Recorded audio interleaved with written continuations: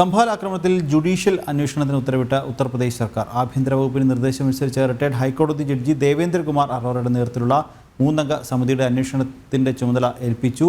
സംഭാൽ മേഖലയിൽ സംഘർഷം അടിച്ചമർത്തിയെങ്കിലും നിരോധനാജ്ഞയും കടുത്ത നിയന്ത്രണങ്ങളും തുടരുകയാണ്.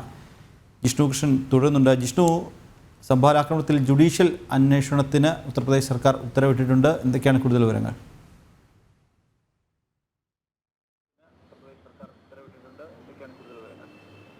നിഖിൽ, സംഭാലിൽ നടന്നിട്ടുള്ള അക്രമവുമായി ബന്ധപ്പെട്ട വിശദമായ അന്വേഷണം നടത്തി റിപ്പോർട്ട് സമർപ്പിക്കാനാണ് ഇത്തരത്തിലൊരു ജുഡീഷ്യൽ കമ്മീഷനെ ഉത്തർപ്രദേശ് സർക്കാർ നിയോഗിച്ചിട്ടുള്ളത്. മുഖ്യമന്ത്രി യോഗി ആദിത്യനാഥിന്റെ നിർദ്ദേശമനുസരിച്ചാണ് റിട്ടയർഡ് ഹൈക്കോടതി ജഡ്ജി ദേവേന്ദ്രകുമാർ അറോറയുടെ നേതൃത്വത്തിലുള്ള 3 അംഗ കമ്മീഷനെ, ജുഡീഷ്യൽ കമ്മീഷനെ ഇപ്പോൾ ഉത്തർപ്രദേശ് സർക്കാർ നിയോഗിച്ചിട്ടുള്ളത്. ഈ കമ്മീഷൻ സംഭാൽ സന്ദർശിച്ച് അവിടെ വിവരശേഖരണം നടത്തിക്കൊണ്ട് വിശദമായ റിപ്പോർട്ട് സർക്കാരിന് സമർപ്പിക്കും. അതിന്മേലുള്ള തുടർ നടപടികളുണ്ടാകും.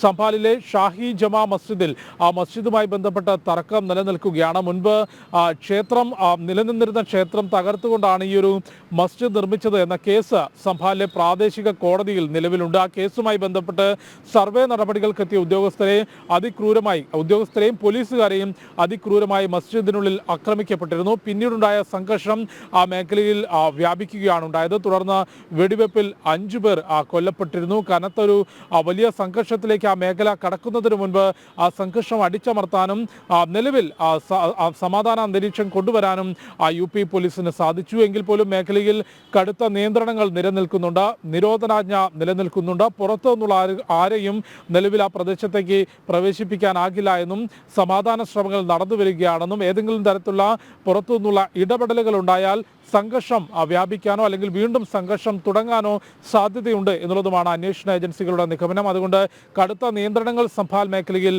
നിലനിൽക്കുകയാണ്. ഷാഹി ജമാ മസ്ജിദുമായി ബന്ധപ്പെട്ട തർക്കവും അതേ തുടർന്ന് സർവേ നടത്താനെത്തിയ ഉദ്യോഗസ്ഥരെ മസ്ജിദിൽ തടഞ്ഞതും അവരെ ആക്രമിച്ചതുമാണ് ഒരു വലിയ സംഘർഷത്തിലേക്ക് സംഭാൽ മേഖലയെ തള്ളിവിട്ടത്. വെടിവെപ്പിൽ 5 പേർ കൊല്ലപ്പെടുന്ന സാഹചര്യവും ഉണ്ടായിരുന്നു.